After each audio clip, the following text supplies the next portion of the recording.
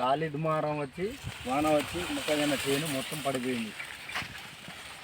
గాలి వానకు మొత్తం చేను మొత్తం సగానికే కర్రలు మొత్తం ఇరిగినాయి. కంకులు కాలేవు. కంకులు కూడా ఇది మొత్తం పాల మీదనే ఉన్నది. పాల మీదనే సగానికి అట్లనే ఆగిపోయింది. కర్రలు ఇరిగి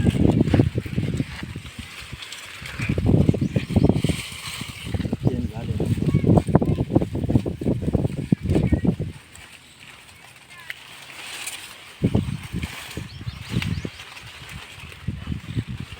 మొత్తం పడిపోయినాయి. ఎకరం చేను ఎకరం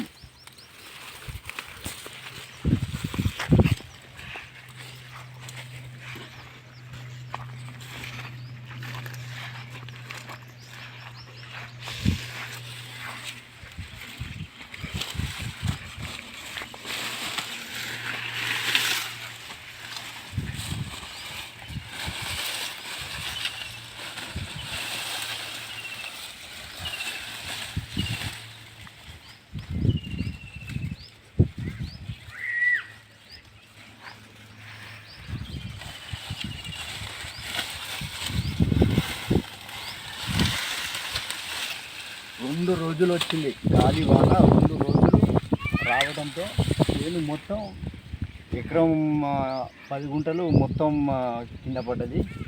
పాల మీద ఉన్నది చేను. ఇప్పుడు ఎటు పండేది తెలియదు. పెట్టిన పెట్టుబడి కూడా వచ్చే అవకాశం ఉన్నదో లేదో తెలియదు.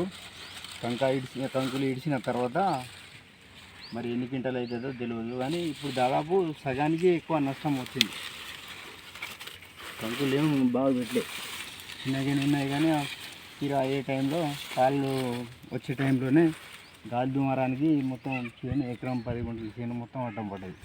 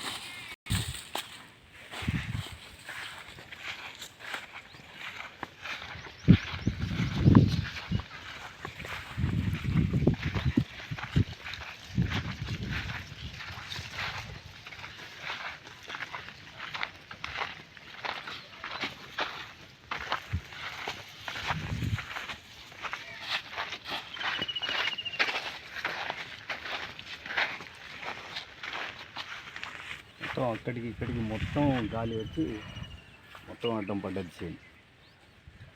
2 రోజులు రావడంతోనే ఫస్ట్ రోజు ఏం పడలేదు. సెకండ్ రోజు బాగా విపరీతంగా వచ్చింది గాలి వాన. విపరీతంగా రావడంతో మొత్తం అడ్డం పడ్డది. పక్క చేను మంచిగానే ఉన్నది. పక్క చేను చూస్తే అట్లనే కర్రలు బాగా నిలబడ్డాయి. ఈ నా వరకే మొత్తం అడ్డం పడ్డది.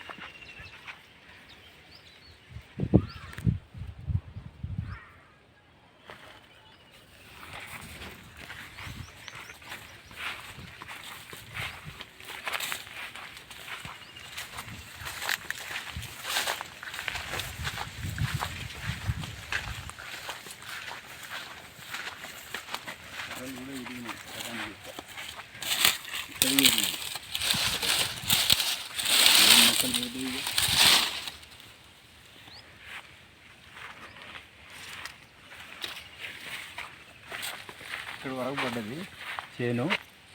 ఈ కొద్దిగా ఒక గుంట వరకు మాత్రం పడలే. ఈ సైడ్ మిగతాది మొత్తం పడ్డది.